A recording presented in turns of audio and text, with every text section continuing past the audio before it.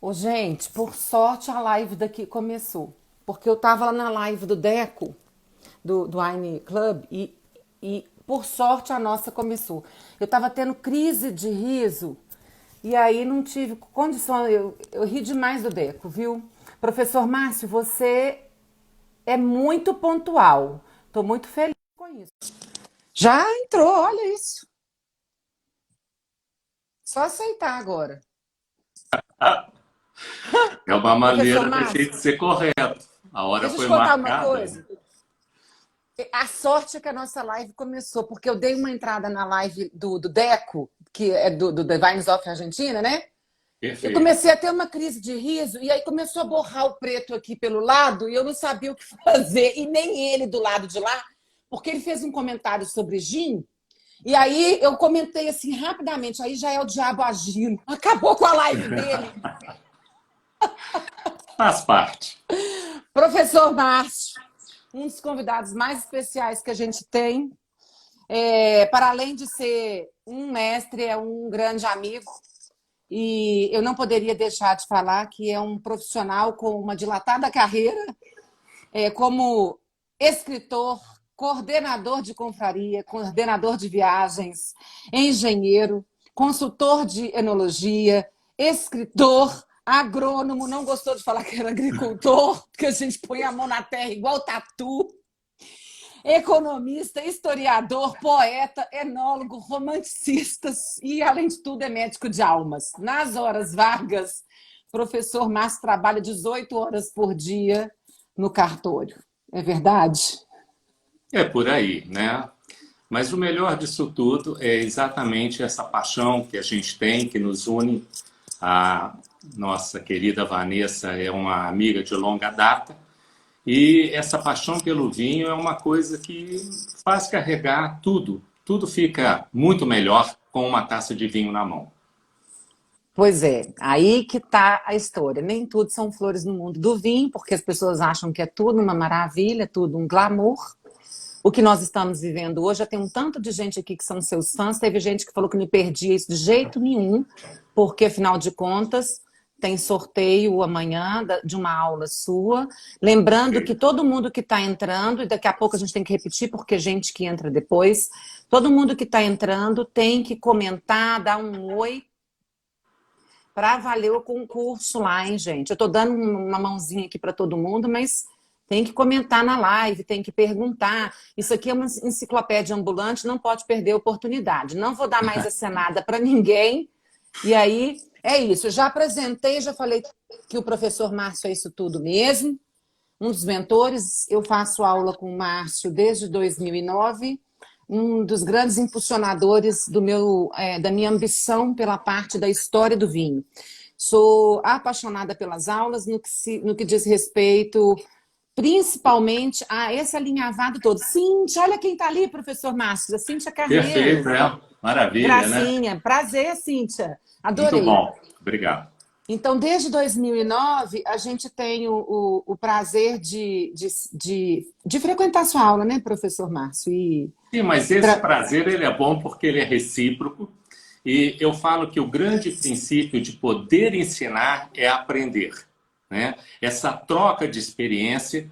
E muita gente me pergunta até que ponto vale a pena exatamente fazer as confrarias. E eu costumo dizer, sobretudo para a Marina, que é minha esposa, que toda confraria me exige que eu volte a estudar. E nessa descoberta de novas coisas, eu acho que é o grande tchan para a gente continuar estudando, gostando de vinho, apreciando a bebida de barco. porque o aprendizado mesmo do vinho é realmente infinito, né?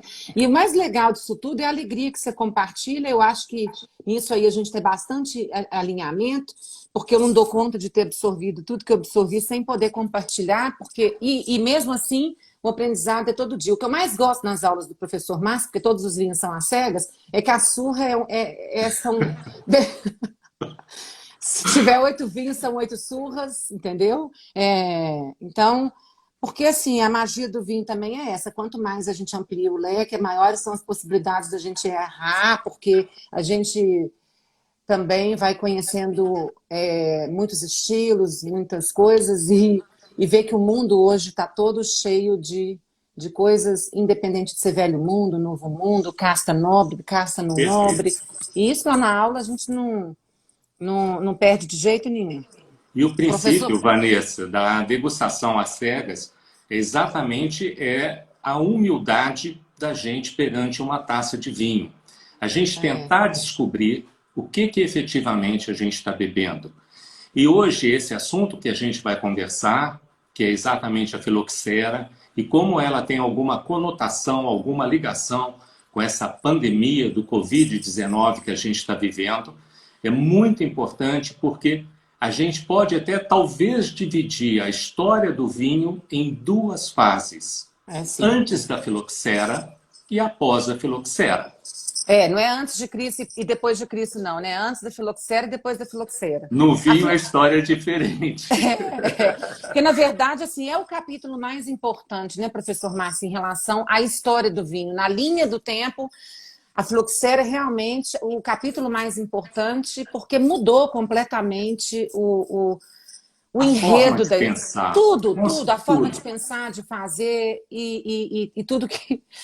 Tudo que. E não mudou, né? Tem mais de 200 anos e não mudou.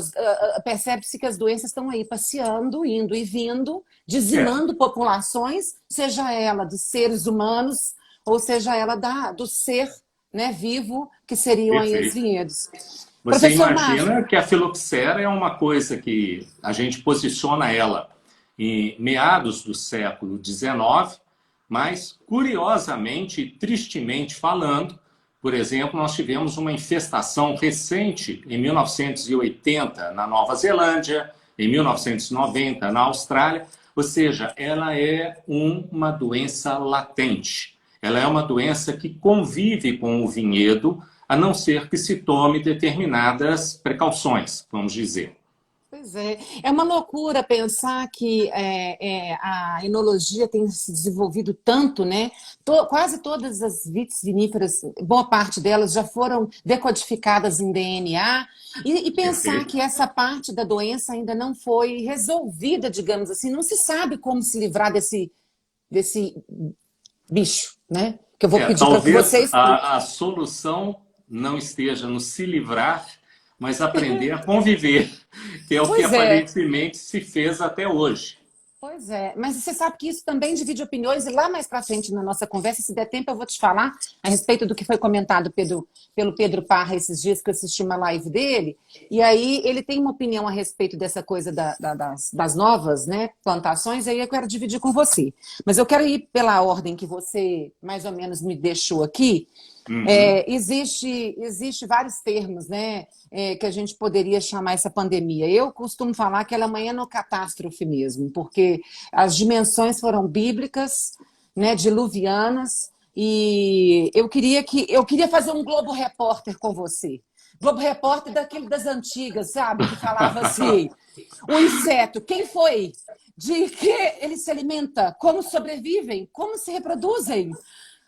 Bom, é mais ou Bom, menos por aí. então a gente vai usar uma regra cartesiana, que é separar a coisa por partes, né? Eu acho que fica É, mais fácil. Jack Stripador. Isso. Bom, o filoxera, ele é um inseto muito semelhante a um pulgão, alguns falam que até ele é um pulgão, tá certo? E de uma certa maneira, o termo filoxera serve tanto para identificar o pulgão, Phylloxera vastatrix, como a praga que dizimou os vinhedos europeus na segunda metade do século XIX. O que é interessante é que ele é um inseto muito pequeno. Os menores têm 0,3 milímetros, ou seja, um ponto do i, e os maiores têm 3 milímetros, o que também não é grande coisa. E Uhum. esse inseto, ele tem no tubo alimentar um tubo em paralelo que injeta veneno na raiz da videira. Ele vai Então, comendo e envenenando. Que coisa louca. exatamente. Então, na medida em que ele alimenta, ele está injetando o veneno na raiz da videira. E a raiz, então, tende a morrer. Na medida em que a raiz morre, a videira é geralmente atacada por fungos. E uma das dificuldades de entender e identificar a causa era que quando se arrancava essa videira do chão, não havia mais o inseto, havia fungos. E muita gente imaginava que o problema era tratar de fungos. Na realidade, o filoxera tem 3 formas, né, de se desenvolver. As 3 formas ocorrem com perfeição. Daqui a pouquinho nós vamos falar da filoxera nos Estados Unidos. Ela ocorre com perfeição nos Estados Unidos, mas na Europa, as 3 formas, a pior delas é a radicular, ou seja, um inseto que ataca a raiz.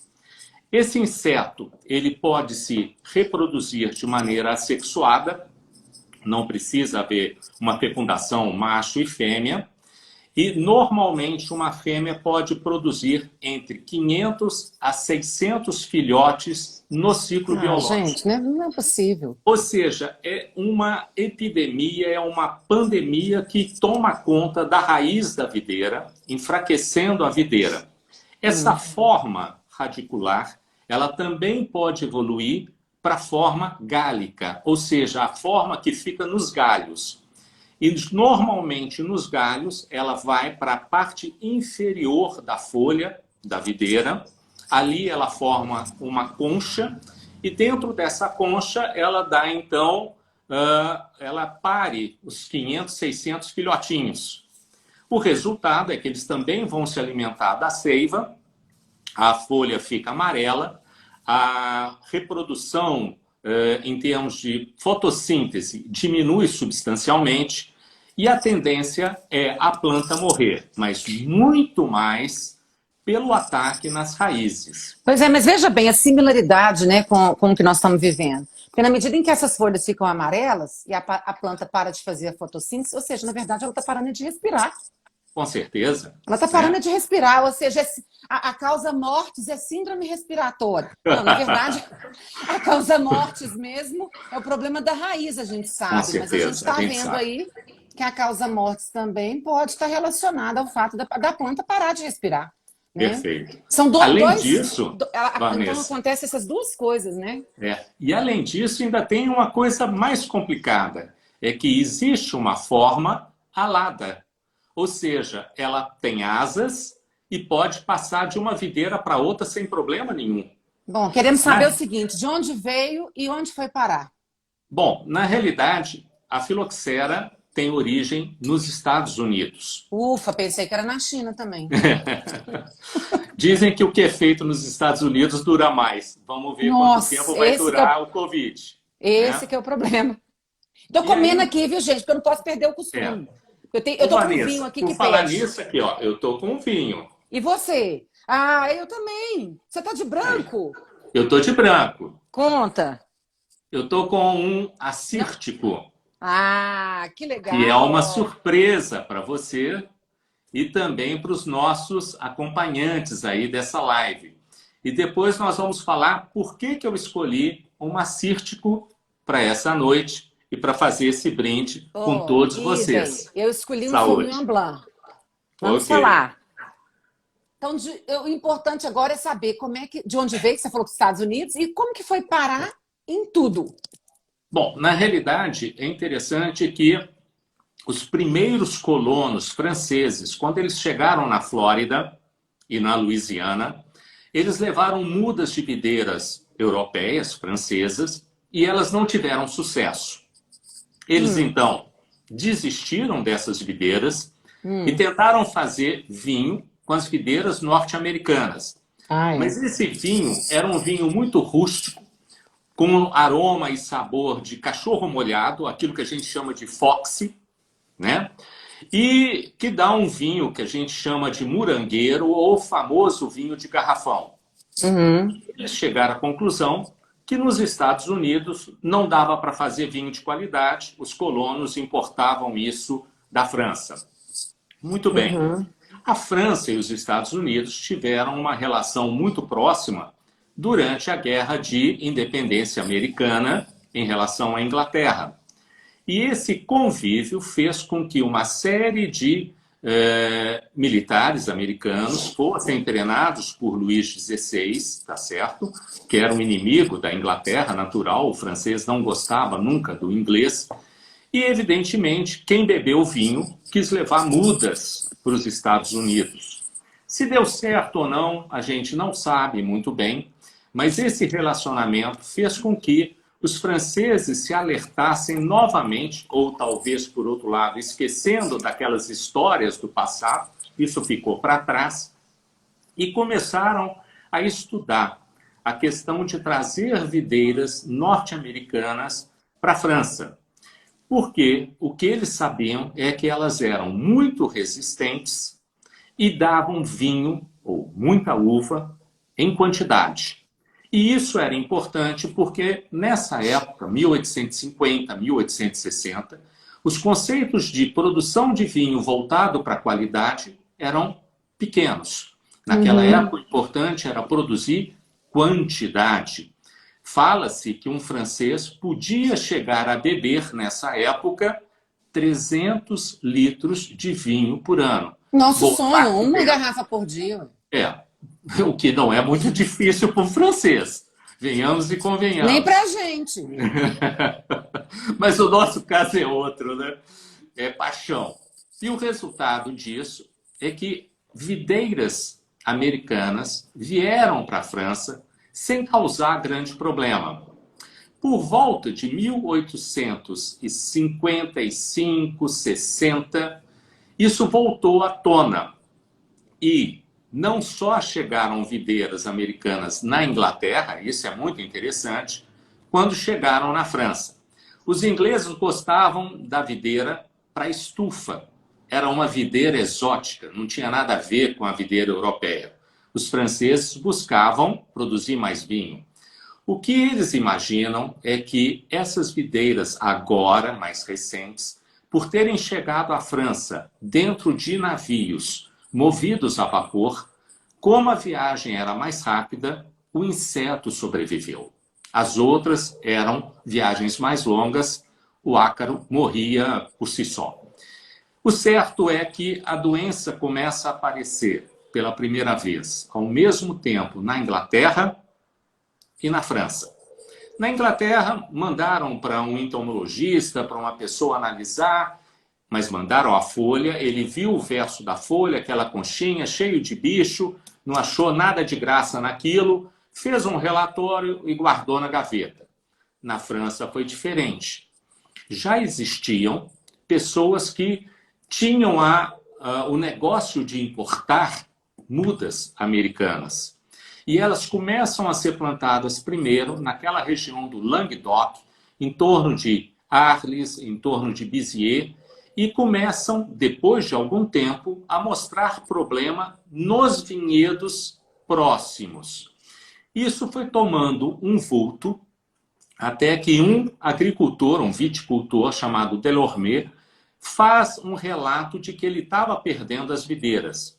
E havia uma sociedade que cuidava da agricultura ligada ao vinho, porque nessa época, para vocês terem ideia, o vinho correspondia a 20% do PIB francês e 30% da população ativa francesa trabalhava com vinho.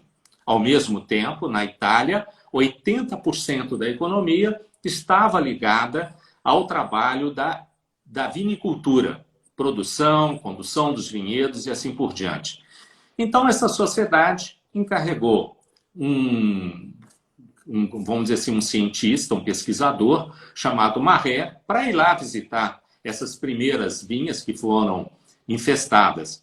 E como ele começou a demorar demais a dar esse relatório, no dia 6 de julho de 1868, eles criaram uma comissão de 3 cientistas para estudarem o que efetivamente estava acontecendo.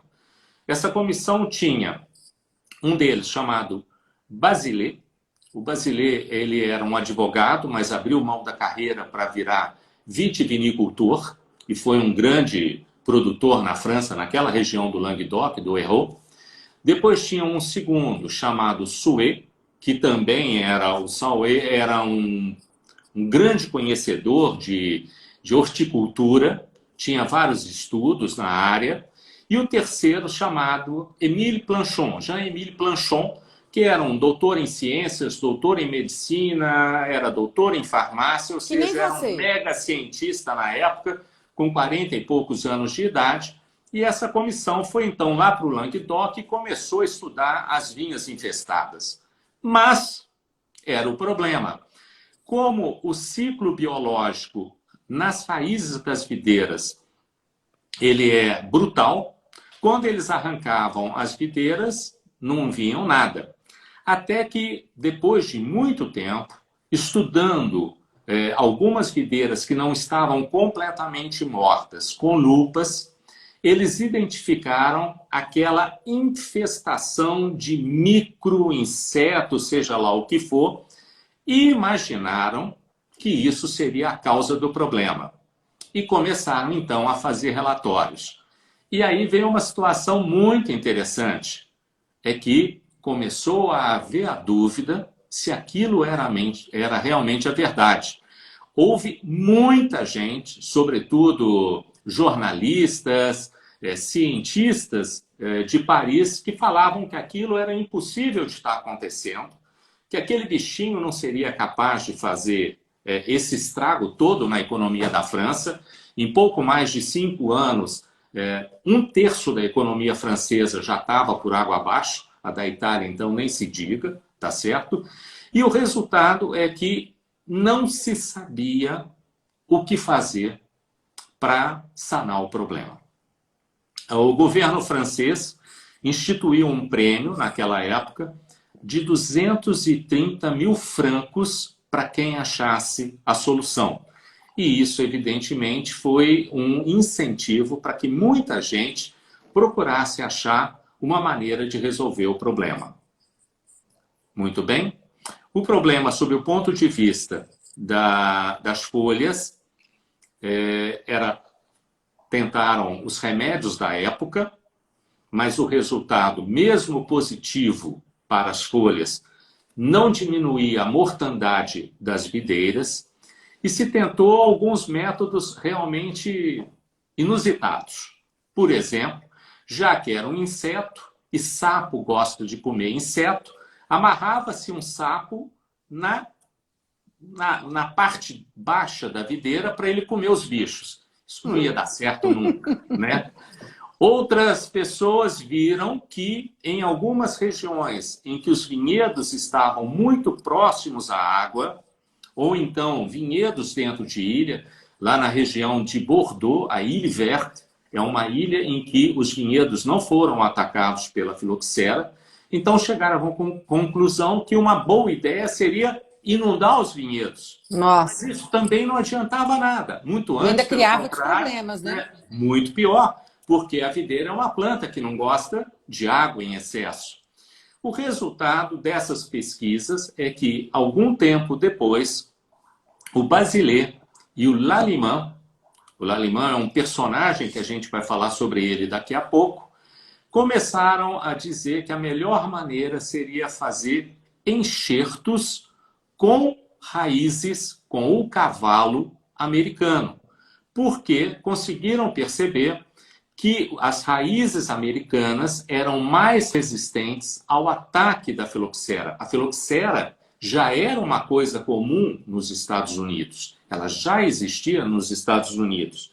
E aí o que foi previsto, não sei se está dando para vocês verem, é que a muda da videira passou a ser entendida como um cavalo americano e aqui, nessa parte, um enxerto com videira francesa, que podia ser uma Cabernet Sauvignon, podia ser uma Chardonnay, uma Pinot Noir e assim por diante. E o mundo do vinho passou a conviver com esse tipo de enxertia com cavalo americano como sendo uma solução. E, novamente, começaram os problemas. Por quê? Porque boa parte dos produtores se viram perante um problema. Essa reconstituição do vinhedo não ocorre da noite para o dia. Implicava em você arrancar todo o vinhedo, replantar, o que já era uma operação cara por si só, e esperar entre 4 e 5 anos para começar a voltar a produzir. E como é Pois que é. você vivia nessa quarentena de 3, 4, 5 anos? Olha aí como que uma coisa Pois é, lembra a outra. eu hoje mais cedo até comentei com a Eva, e é bom que a Cíntia está aí, porque eu falei da Cíntia hoje com a Eva, quando eu li um livro que é o mesmo, o Noah Gordon, que é o mesmo escritor do O Aham. Físico, O né? físico. Ele escreveu Uhum. aquele livro que chama La Bodega, e nesse Uhum. livro conta a história, na verdade uma ficção, um romance, mas ele Correto. conta a história de um filho de um agricultor, de um vinhateiro, né, digamos assim, da Espanha, que vivia por um tempo lá na França e que, quando foi acometido lá na França, e. Não, aliás, ele voltou para a Espanha com a morte do pai, e aí ele teve que fazer esse trabalho de reconstituição da vinha todo, porque ele já Perfeito. estava tomando conta do vinhedo, e esse trabalho é uma coisa que não faz, como você disse, da noite para o dia, porque senão você tem que esperar X anos para a planta voltar a produzir. Então É era um trabalho de verdade. troca por fileira, não é isso? Isso é verdade. E olha que interessante, porque, na realidade, muita gente não acreditou nessa ideia. E, Pois é. inclusive, tentou fazer vinho importando mudas americanas com videiras americanas. E, novamente, o resultado, aí o vinho feito na França, foi péssimo. É. Virou vinho de garrafão. E aí começou a haver a discussão que às vezes a gente escuta com os barolos entre tradicionalista e modernista. Apareceu a ideia de que haviam agricultores, viticultores americanistas. Eles estavam de acordo em fazer a reconstituição do vinhedo com cavalo americano. E Uhum. haviam aqueles que queriam manter a tradição até onde fosse possível. Mas a filoxera não deixou vinhedo nenhum sem estar atacado. Foram muito poucos os lugares que sobreviveram sem efetivamente fazer essa reconstituição. E entre um dos lugares, por Que é, isso, esse que é como vinho, você disse, né? Alguns lugares de areia, né? isso, Principalmente, esse né? vinho que é feito da Assyrtiko, na ilha de Santorini, na Grécia, ele tem uma característica muito interessante. Os solos são de areia ou de areia reduzida a partir de solo vulcânico. Essa uva, eles fazem essa condução do vinhedo há mais de 4.500 anos da mesma forma, numa cesta enrolada chamada Basket, não é, colure. professor? É O muito basket. bonito, é É. muito legal, né? As Uhum. colures são cestas que vão se enroscando, elas vão, cada ano que ela vai crescendo, eles vão dando uma volta. E hoje você tem na ilha de Santorini videiras com mais de 400 anos ainda produzindo vinho. É, E então, Valdeir tá ali falando também. Não é só o isso, Chile. O Chile, que virou uma ilha, né? Isolada pelo isso, deserto, pelo mar e pelos Andes, ele também não é o único, não. O professor Márcio está mencionando aí o Sul, né? A Grécia, né? A ilha propriamente dita. Tem também o norte de Portugal, tem a Colares, que é pura areia. Algumas exatamente. partes da Austrália, algumas partes do mundo têm capacidade ainda de sobreviver a filoxera, não que ela não exista, mas sobreviver à filoxera por essa razão. Mas o Chile é por causa de um impedimento físico mesmo, de arquitetura natural. Na Esse vinho que você está tomando não realidade, tem rótulo, não, professor? tem, tem. Ah, por Ele é favor. um. Bom, a imagem é ao contrário, é um cigalás, né, assírtico, o Cavalheiros. E olha que safra interessante, 2009, 11 anos, 11 anos perfeito, delicioso, né? para um branquinho límpido, quase pálido e translúcido, brilhante. Com muito aroma mineral, com muita erva, com muito toque, sobretudo floral, tá muito gostoso. Argentina Valdeir não, Cris. que esteve com a gente nessa viagem, eu acho que ele deve ter gostado muito. Eu brinquei com ele que era uma maneira não só de fazer uma homenagem para as Luluvinhas, como também para todo esse pessoal que costuma me acompanhar nas confrarias, nas viagens, que é sempre um prazer de revê-los. O importante é que no final dessa história nós vamos chegar a algumas coisas interessantes. Primeiro, o fato de que dizem que existem 3 uvas que não têm problema com a filoxera. A Assírtico, a Malvasia e a Ramisco. E a baga, professor? Só porque ela está num lugar lá privilegiado, não como um todo, né? Porque teoricamente, você está falando generalizadamente, tipo assim, qualquer lugar. Generalizadamente, calma que nós chegamos lá. Tá. Nós estamos falando de Assírtico, Ramisco e Malvasia. Mas curioso é que Malvasia e Ramisco são as uvas de colares, que são solos arenosos. Então, qual é a visão? É que, na realidade, não se sabe se é um aspecto da videira ou se é um aspecto da videira estar em solo arenoso. Porque, ao longo desse estudo todo, para entender a filoxera, e é claro, de 1860, 1870 para cá, muita coisa se aprendeu sobre a filoxera, algumas situações são interessantes. O primeiro deles, o ciclo biológico na Europa é diferente do ciclo biológico nos Estados Unidos. O próprio Planchon saiu da França e foi estudar as videiras americanas em solo americano e descobriu folhas de videiras americanas numa coleção de 1834 que já tinham filoxera. Eles estão perguntando ali, o vinho do olho grande, professor, é o AN. O Valdeir está perguntando, o vinho do olho grande é o AN, não é? AN. Sim. Bom, o AN também, mas há outros ainda, gente. Tem, por exemplo, na região de Rumídia, tem a Casa Castilho com vinhedos de pé franco. Luís Pato tem no norte de Portugal vinhedos. Tem um vinho o pé franco dele, né? É isso. E esse que eu estou bebendo também, vocês não vão perguntar, não, gente? Eu queria saber o que você está bebendo, porque deve ser um Sauvignon Blanc chileno. Exato, do deserto. Esse aqui é do Asco, que é do deserto do Atacama, e que está em condições extremas. Eu comecei a fazer uma live com o Horácio, né, Fuentes, que é o enólogo, e quando ele começou quase a falar desse vinho, aí a gente acabou interrompendo. Mas aqui as condições são exatamente as mesmas, né? Eles tentaram, no início desse projeto, 30 anos atrás, fazer plantio, 30 anos, ou seja, não é o pé franco de vinhas velhas, é um pé franco, ou seja, um pé verdadeiro da planta de vinhas novas. Sim, então, sim. Quando a gente fala de pé franco, não quer dizer que todos os que estão em pé franco são antigos. Podem ter videiras novas plantadas em pé franco com ainda, certeza. Né? Sobretudo, se você conhece bem a região, é possível você fazer um pé franco. Ainda mais no Chile. Por quê? O Chile fez a sua grande importação de mudas francesas, né? Exatamente em 1850, quando a filoxera ainda não tinha chegado na França. E o curioso, na América do Sul, o Peru, que tinha grandes áreas de vinhedos, teve infecção de filoxera. Ele teve os vinhedos atacados pela filoxera.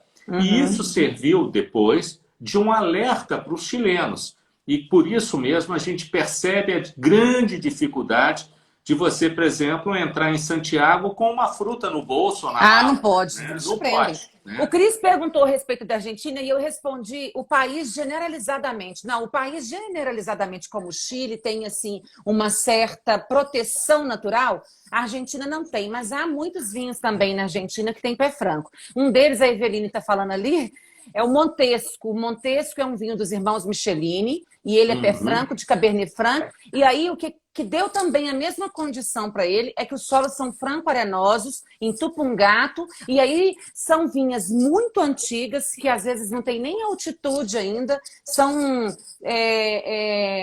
remanescentes mesmo, mas essas plantas são muito antigas mesmo. Não sei se são pré-filoxera, mas acho que não. Mas são vinhedos plantados em pé franco por causa do solo, que é bem com essa característica aí. Tá, Cris? Você tinha me perguntado da Argentina, a Argentina como um todo, não, mas existem vinhedos na Argentina que sim. E o Paulo Mendes perguntou, num pedacinho ali que eu vi agora, a questão da filoxera no Brasil. Existe, tá certo? Ela veio com as mudas que foram trazidas pelos italianos durante a fase de colonização. E há uns 12 anos atrás, mais ou menos, eu estive visitando a Cave Gayce, junto com o Mário Gayce, e tive a oportunidade de perguntar para ele, visitando ali o vinhedo, se existia filoxera. Ele falou assim: Márcio, está presente, nós temos que tratar, os enxertos todos são feitos a partir de cavalo americano, não tem como não tratar seriamente do problema da filoxera. Ele, efetivamente, no mundo do vinho, são muito poucos os países, né, que ficaram isentos do ataque do pulgão, né? Uhum. Uma coisa que também é muito interessante dizer para o pessoal é que a videira francesa, né, essa videira aqui que está em cima montada no cavalo, né, eles criaram um índice para as pessoas poderem entender o quanto a filoxera é agressiva. Uhum. Esse índice varia de 0 a 20. Uhum. 0 quer dizer que a videira é francamente atacada. 20, ela é totalmente resistente. Por exemplo, a videira europeia, o índice Havas, chama-se índice Havas, é 0. Uhum. O cavalo americano de qualidade, o índice é 20. Uhum. Não se faz muda certificada com cavalo que tenha índice Havas menor que 16. É uma proteção contra a filoxera. Uhum. Deixa eu só responder, professor, um minutinho, só um segundo. O Climene, é o seguinte, eu não sei se você tinha entendido. Para ficar livre da doença, né, dessa pandemia, você tem aqui uma raiz de uma planta, estou pegando uma coisa só para exemplificar, americana, e aí as plantas francesas, que são as vites viníferas, elas são enxertadas nessa raiz para poder haver a sobrevivência, porque a doença ataca a raiz. Então, você eliminou o problema, porque essa raiz aqui, ela é resistente a essa doença. A raiz de uma planta chamada Vitis lambrusca, que é uma outra espécie de videira, ela não tem esse problema com relação a essa doença. E aqui tem a Vitis vinífera. O que eu quis dizer, que você escutou a gente falando sobre pé franco, é o seguinte: isso aqui, franco de verdadeiro, na verdade, não tem nada a ver com francês. Franco, da palavra ou francesa também, né, professor? A raiz francesa, eu não sei. Na realidade, o pé franco, aqui em cima, o enxerto é francês, é um cabernet francês, o cavalo é um cavalo de cabernet francês. E na hora que você está falando isso, é muito interessante, porque a grande dúvida desse sistema de enxertia naquela época era o receio de que, ao se fazer um enxerto, a cabernet assumisse características da planta americana. E geraria, depois de 4, 5 anos, um vinho de péssima qualidade. Fedorenta, né? Aquela Exatamente. Coisa fedorenta. Então, a maioria dos grandes produtores esperou 3, 4 anos para ver nessa reconstituição o que iria acontecer. Professor Márcio, nós falamos 40 minutos. Você vê como acredita? É que o tempo passa. Mostra e nós agora a gente ia fazer mais e mais coisa, né? Olha aqui, tem uns desenhinhos atrás de você aí, você colocou, foram os bichinhos? Na realidade, eu tentei fazer que fossem bem grandes, tá certo? Mas eu vou disponibilizar depois, para quem quiser acompanhar no Vinotícias, é só mandar um e-mail, www.vinoticias.com.br, se inscreva para receber o nosso informativo semanal, que é um informativo gratuito, e a gente fala muita informação sobre vinho, e eu vou mandar esse material que tem, então, a forma alada, a forma radicular, como é que ela acontecia na folhagem, né? E a forma abaixo da folhagem quando a gente faz a explosão. Então, aqui tem a mãe com seus 500 a 600 filhotes que vão poder atacar as videiras vizinhas.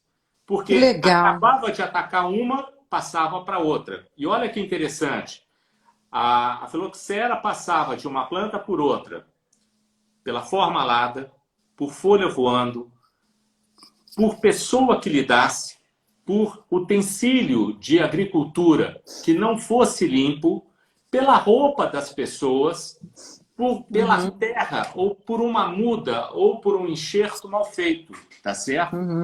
Mas o importante é que a solução que se tem hoje é efetivamente os enxertos no mundo inteiro, certificados, aonde você escolhe de empresas idôneas qual muda efetivamente você quer adquirir. E isso tudo tem um controle muito bacana. O resultado disso é que nós podemos ter, como esse aqui, um vinho de pé franco. Esse aqui é espanhol. Tá? Está escrito lá, Pé Franco. Exatamente. E eles gostam de fazer isso exatamente para mostrar a característica de como essa uva conseguiu sobreviver ao longo do tempo. Esse aqui é um verdejo, tá certo? Que delícia. Uma das brancas. Da região de... Esse aqui é da região de Martuê, tá? É o produtor.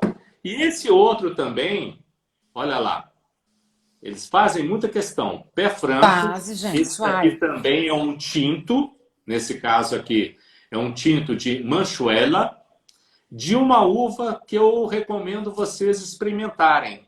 A Espanha é muito interessante. A Espanha tem um portfólio de 600 uvas para fazer vinho. A gente só conhece 20. Eu não acredito que vocês já tenham bebido um vinho da uva Bobal. Então vale a pena experimentar. E é uma coisa interessante como que ao longo do tempo, então agora a gente está falando após a filoxera, os vinhedos foram se reconstituídos.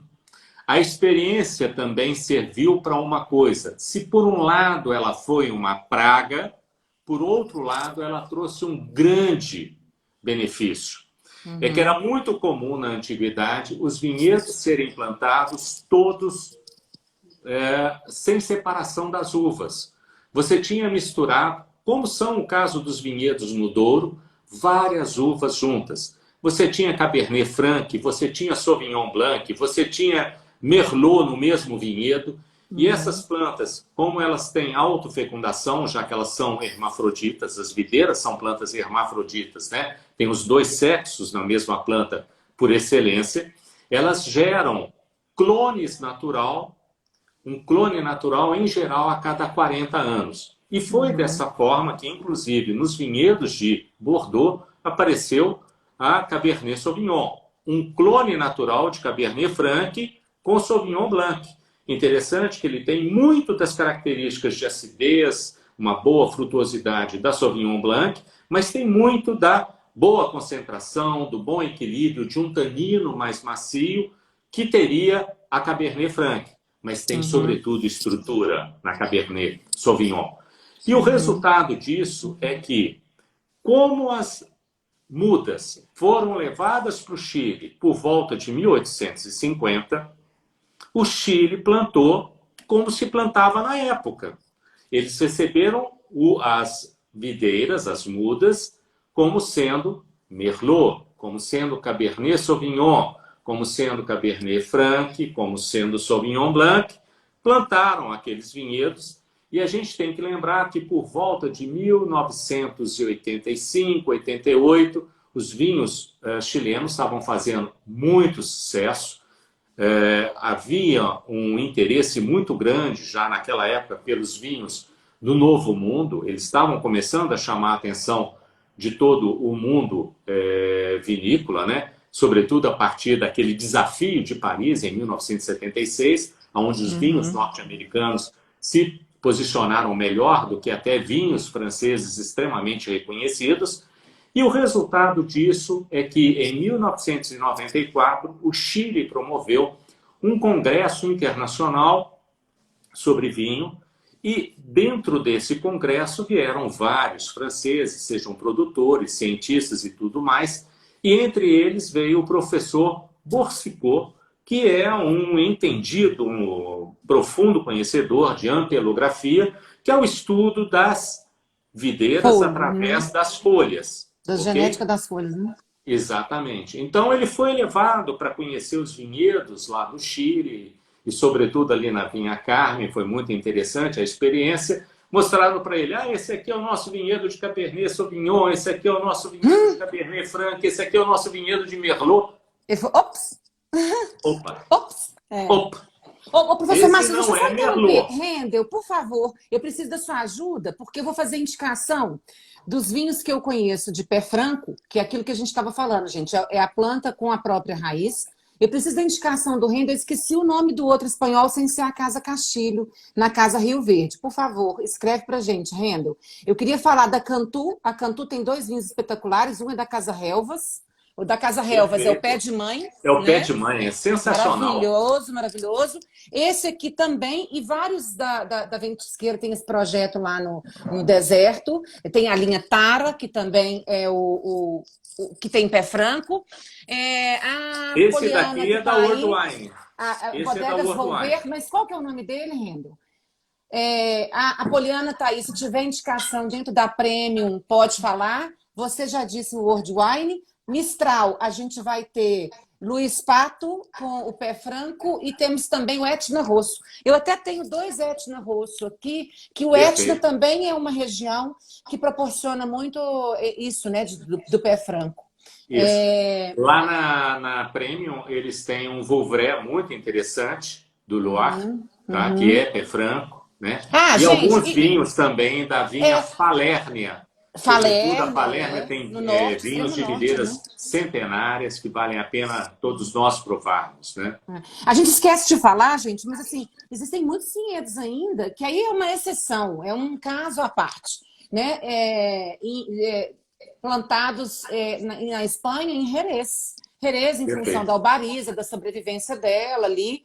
Então, existem vários exemplares de pé franco. Nem todos são pré-filoxera, tá? Existe Correto. um vinho, que é esse do Etna, que as videiras são pré-filoxera. Falar nisso em pré-filoxera, eu não sei se você sabe, professor Márcio, tem uma videira que tem um prêmio de ser um monumento, aliás, é o único monumento de ser vivo, né? Que fica na França, que é um vinhedo que está lá desde 1812, aberto à visitação. Aham. O Casa Castilho, eu já disse, que é Romídia. O outro vinho, que é da Bodegas Volver, que eu esqueci o nome dele. Mas, de qualquer maneira, tem muitos exemplares, eu acho que vale a pena procurar. É uma coisa que a estrutura do vinho é diferente, a expressão do vinho é diferente, as raízes são muito profundas. A gente poderia ficar aqui horas e horas falando do resultado de videiras que têm pé franco. Poderia falar também das videiras que não têm pé franco, porque aí existe um triga, obrigada. O vinho se chama triga. Isso. Isso, lembrei. Lembrei não. Ele O escreveu Rendel ali. lembrou. Ele soprou ali. Parabéns. Então, existem muitos exemplares disso. O Triga, Carla? Não, você está falando a região onde tem esse monumento de videira, ela fica em Gers, Gers fica sudeste da França, uma coisa assim. É melhor Entendi. pesquisar. Bom, Mas quem assim, quiser celebrar com champanhe, a Boulanger. champanhe, A boulanger, isso. Boulanger tem um vinhedo que ficou isento da filoxera, tá? É um champanhe evidentemente raro e caro, mas vale a pena, uma vez na vida, antes de morrer, beber um Boulanger Vieille Vin, porque realmente são vinhas anteriores à filoxera.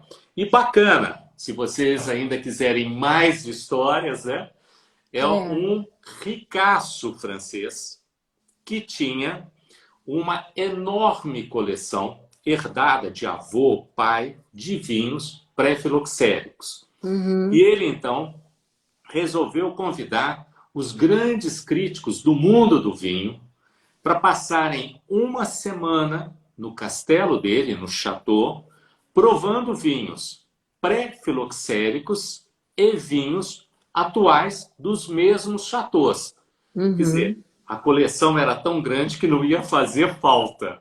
Então, A gente falou de colares. A ele gente falou de acomodou colares, né? esses críticos no chateau eles provaram vários vinhos das décadas de 1850, 1860, que ainda, curiosamente, isso nós estamos falando de uma prova feita por volta de 1980, entre 1980 e 1990, esses vinhos ainda eram bebíveis e potáveis, né? Eram agradáveis, tinham acidez, e comparou, por exemplo, com o Mouton de 45, Mouton mais recentes, Lafite, quer dizer, a coleção do cara era uma coleção de Verdeus, e o resultado final foi muito surpreendente. É que eles chegaram à conclusão que não dava para comparar, porque os estilos de fazer vinho eram diferentes. Na realidade, né, o Jorge Luc, ele costuma dizer uma coisa que eu gosto de repetir, é que nós nunca bebemos vinhos tão bons como a gente tem bebido na atualidade. Tudo isso fruto exatamente desse período de pesquisa que a filoxera exigiu de todo mundo. É que nem a gente está passando agora, né, professor? Todo mundo em relação ao Covid. Eu não gostaria de deixar de fazer esse comentário, porque assim, o que a gente tem se aproximado dos produtores, tem tido uma oportunidade como essa de estar tão pertinho de você hoje, de você dar uma aula aí, sei lá, para 400 pessoas que estão assistindo a live, porque só nesse momento tem 80. Lembrando que para ganhar a aula do professor amanhã naquele sorteio tecnológico que a gente faz de papelzinho, tem que comentar. Se não comentar, der pelo menos um oi, não, mesmo que tenha entrado na live, não participa do sorteio, porque eu só vou ler os comentários, tá? A Poliana falou que além da bodega Aldônia, além do que você também já disse, tem também o Garage Wines e o Domaine Ferrer. Olha, gente, tem muito exemplar. A sugestão é a seguinte: todas as importadoras, World Wine, Grand Cru, Decanter, Mistral, Casa Rio Verde, Premium, todas elas têm exemplares de vinhos de pé franco. Não quer dizer que sejam melhores ou piores, é só uma oportunidade de conhecer algo que talvez você nunca pudesse imaginar que passasse pelo mundo do vinho. E, inclusive, às vezes, o mesmo produtor tem vinhas que são e vinhas que não são. Vale a pena comparar. Perfeito. Né, professor? E nós vamos combinar duas coisas. A primeira é a seguinte: na degustação que nós vamos, então, entregar o prêmio, nós vamos todo mundo degustar... começou a comentar lá, todo mundo falando ótimo, oi, porque tá todo mundo ali. Todo mundo. Mas só ganha aula no sorteio se der um oi. Nós vamos degustar às cegas um pé franco. As pessoas que estão acostumadas com as nossas degustações sabem que a gente só bebe vinhos às cegas. E uma pergunta que ninguém fez ainda, né, mas vale a pena explicar para vocês, é que no final do período, quando se descobriu, vamos dizer, a solução de que o enxerto das videiras seria a solução em relação à filoxera, quem ganhou o prêmio? Afinal, era um prêmio milionário para aquela época, 320, né, mil francos, e isso chamou a atenção de todo mundo. E quem se candidatou foi o Messier Lallemand. E por que ele não ganhou? Porque o Lallemand tinha sido, desde um congresso de vinho em Bonn, na região da Borgonha, o maior incentivador de que os franceses, para obter quantidade de vinho produzido, deveriam importar e comprar as mudas que ele importava dos Estados Unidos. Olha só. E ele foi, entre aspas, porque no final, depois dessa história toda, também o governo começou a discutir a questão da reparação, dessa reconstituição dos vinhedos, e eles precisavam achar os culpados. E aí foram procurar aqueles primeiros viticultores que tiveram as áreas atacadas. Então, na região do Languedoc, Messier Bourti, na região do Languedoc, também o Lallemand. E exatamente, o Lallemand sugeriu fazer, junto com Basile, o enxerto com o cavalo americano. Mas não levou o prêmio porque ele foi considerado, talvez, o maior culpado nessa história toda. Aquela comissão dos 3 pesquisadores, o Basile foi uma pessoa que foi muito honrada na França pelos estudos, ele continuou estudando, chegou a ser senador da República Francesa. O Planchon, de toda forma, foi o que ficou mais reconhecido e, inclusive, numa outra viagem que ele faz para os Estados Unidos, ele descobre uma coisa bem interessante. Você vai fazer igual a Sherazade, vai contar Isso. na próxima live. Isso. Não, pode contar, porque você tem 1 minuto, porque eu preciso dar o último recadinho. Ok. 1 minutinho. Ele descobre que em 1524, e isso depois é contado em 1987 num livro norte-americano, quando os espanhóis chegaram no México e tiveram problemas com a filoxera, eles já tinham usado o método de enxertia. Ô, gente, Ou seja, é o seguinte... nós simplesmente repetimos o que o antepassado fez. Já tinha feito. Exatamente. Professor, infelizmente, é muito conteúdo, é muita Bíblia para um dia só. Não dá para... Não ri, você sabe por quê? Não dá para dar para feijoada para recém-nascida, é muita informação. Eu fico aqui babando. Então, nós vamos combinar o seguinte: a gente tinha falado que faria Vinho e Guerra, que é aquele livro, baseado naquele livro, né, da Isso. Segunda Guerra Mundial. Vamos falar um pouco da história de como que também os vinhedos foram prejudicados, como que os alemães andavam passando os tratores em cima do vinhedo da França, porque era uma alegria destruir, né? Vamos falar também daquele filme Viva a França, que reflete super bem essa história. Todo mundo muito louco ali pedindo outra live. O sorteio da aula do professor Márcio é amanhã. Próxima live, quinta-feira que vem. Tá bom para você, professor? Tá perfeito. Quinta-feira que vem. Combinadíssimo. Vinho e guerra. Vinho e guerra. Como sempre eu costumo dizer, com uma surpresinha. Pronto, vai ter uma surpresinha. Agora, vamos deixar a galera aí enlouquecida, dando tchau, parabéns, obrigada, nós que agradecemos. Claro, E eu agradeço aí todo mundo, né, que nos assistiu. Muito obrigado. Eu quero muitíssimo te agradecer, professor, porque para a gente é, para cima de tudo, uma honra, viu? Você ter aceitado o convite foi muito bom.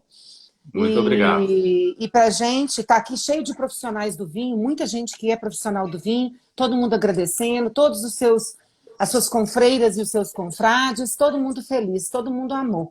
E vamos ver amanhã quem é que vai ser esse sortudo que vai ter o privilégio de, logo que puder, que a gente pudesse encontrar, de poder receber aí sua aula. Perfeito. Enciclopédia ambulante. Ó, toma, um brinde. Saúde. Um beijo, obrigada. Tchau, Até tchau, amanhã. gente. Tchau, Até tchau, amanhã. um beijo. Amanhã, quinta que vem. No sorteio, depois a gente o fala. Sorteio, tá E bom. quinta que vem com Vinho e Guerra. Tá bom, combinadíssimo. Um beijo, gente. Tchau, tchau.